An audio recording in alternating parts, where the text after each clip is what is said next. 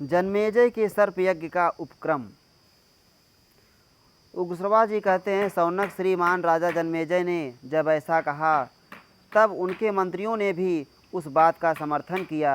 तत्पश्चात राजा सर्पयज्ञ करने की प्रतिज्ञा पर आरूढ़ हो गए। हाँ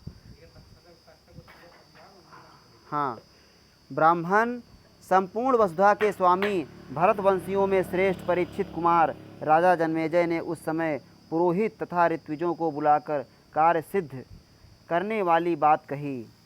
ब्राह्मणों, जिस दुरात्मा तक्षक ने मेरे पिता की हत्या की है उससे मैं उसी प्रकार बदला लेना चाहता हूँ। इसके लिए मुझे क्या करना चाहिए, यह आप लोग बतावें। क्या आप लोगों को ऐसा कोई कर्म विदित है जिसके द्वारा मैं तक्षक नाग को उसके बंधु बांधवों सहित जलती हुई आग में झोंक सकूं? उसने अपनी विषाग्नि से पूर्व काल में मेरे पिता को जिस प्रकार दग्ध किया था उसी प्रकार मैं भी उस पापी सर्प को जलाकर भस्म कर देना चाहता हूँ। ऋत्विजों ने कहा, राजन, इसके लिए एक महान यज्ञ है जिसका देवताओं ने आपके लिए पहले से ही निर्माण कर रखा है। उसका नाम है सर्प सत्र। पुराणों में उसका वर्णन आया है।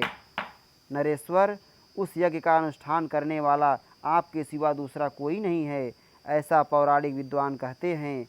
उस यज्ञ का विधान हम लोगों को मालूम है।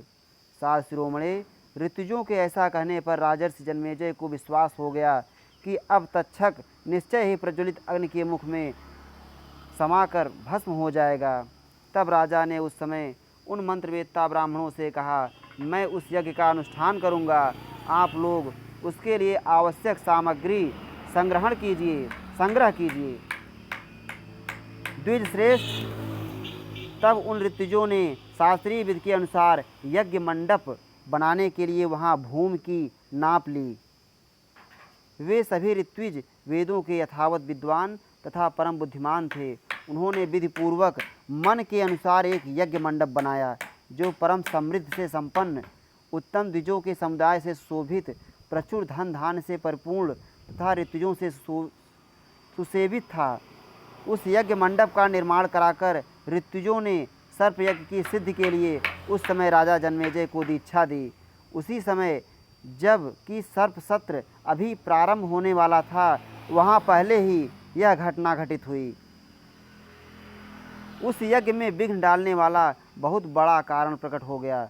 जब वह यज्ञ मंडप बनाया जा रहा था, उस समय वास्तुशास्त्र के पारंगत विद्वान, बुद्धिमान एवं अनुभवी सूत्रधार शिल्पवेत्ता सूत ने वहां आकर कहा, जिस स्थान और समय में यह यज्ञ मंडप मापने की क्रिया प्रारंभ हुई है, उसे देखकर यह मालूम होता है कि यह ब्राह्मण को निमित्त बनाकर यह यज्ञ पूर्ण न हो सकेगा। यह सुनकर राजा जन्मेजय ने दीक्षा लेने से पहले ही सेवक को यह आदेश दे दिया, मुझे सूचित किए बिना किसी अपरिचित व्यक्ति को यज्ञ मंडप में प्रवेश न करने दिया जाए। इस श्री महाभारते आदि पर्वणि आस्तिक पर्वणि सर्पशत्रोपक्रमे 151वां अध्याय है। इस प्रकार श्री महाभारत आदि पर्व के अंतर्गत आस्तिक पर्व में सर्पशत्रोपक्रम संबंधी 91वां अध्याय पूरा हुआ। श्री राधा वल्लभ लाल की जय।